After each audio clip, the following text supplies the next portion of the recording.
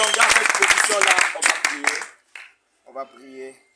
Père, je te rends grâce pour ce beau temps, Seigneur. Éternel Dieu de grâce, j'ai besoin de ta présence ce soir. Yahweh, qui ne puisse pas me voir, Seigneur Dieu de grâce, mais qui voit ce que tu as mis en moi, Seigneur. Éternel Dieu de grâce, je n'aimerais pas parler, Seigneur, mais c'est toi qui leur parleras ce soir. Que cette parole, ô Dieu de gloire, puisse fortifier une personne, ô Dieu. Que cette parole, ô Dieu de gloire, puisse, Père, faire comprendre une personne que oui, tu ne l'as pas abandonné, Seigneur.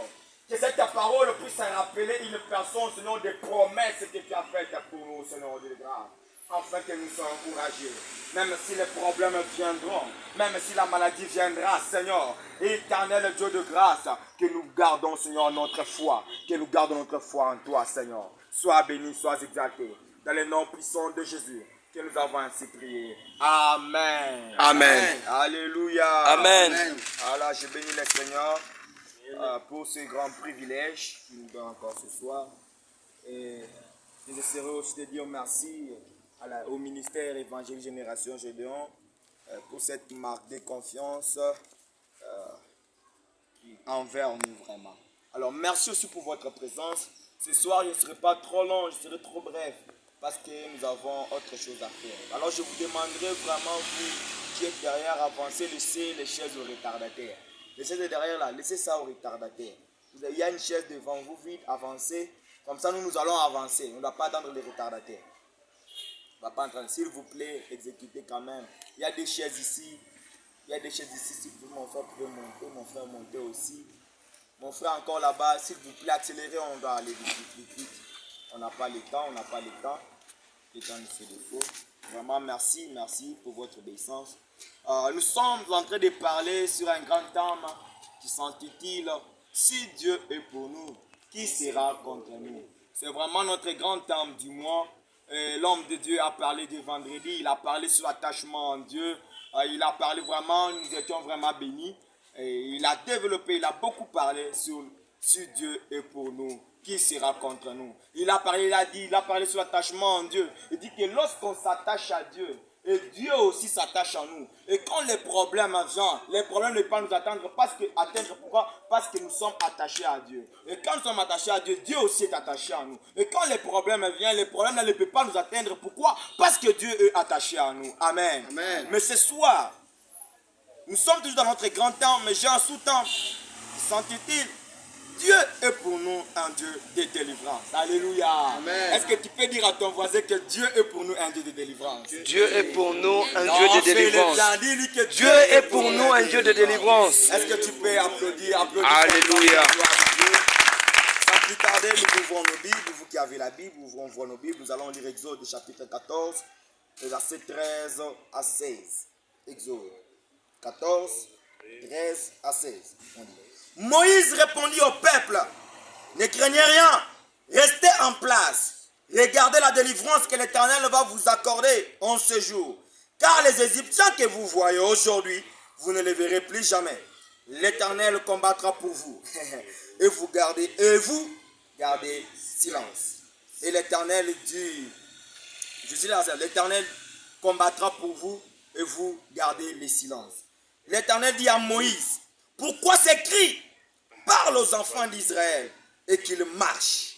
Toi, lève ta vierge, étends ta main sur la mer et fonds-les. Les enfants d'Israël entreront au milieu de la mer à sec. Alléluia. Amen. Alléluia. Amen. Est-ce qu'on peut applaudir pour la gloire de Dieu?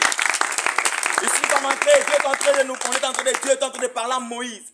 Lorsque les enfants d'Israël quittaient déjà vers l'Égypte pour aller dans la terre promise. Mais au début, l'Éternel avait dit à Moïse que vous ne sortirez pas de la terre des Égyptiens comme ça parce que je vais endurcir le cœur de Pharaon. Mais il dit encore que je vais endurcir son cœur pour que ma gloire puisse s'éclater. Écoutez, lorsque les enfants d'Israël commençaient à quitter déjà l'Égypte pour aller dans la terre promise, Pharaon est resté. Certainement, comme Dieu avait dit que je vais endurcir le cœur de Pharaon, il l'a fait. Pharaon s'est levé avec ses chars. Ils ont commencé à suivre les enfants d'Israël. Mais lorsque les enfants d'Israël sont retournés, ils ont entendu que non, c'est Pharaon qui venait avec son armée pour leur faire du mal. Il dit, Moïse, pourquoi tu nous as fait sortir en Égypte?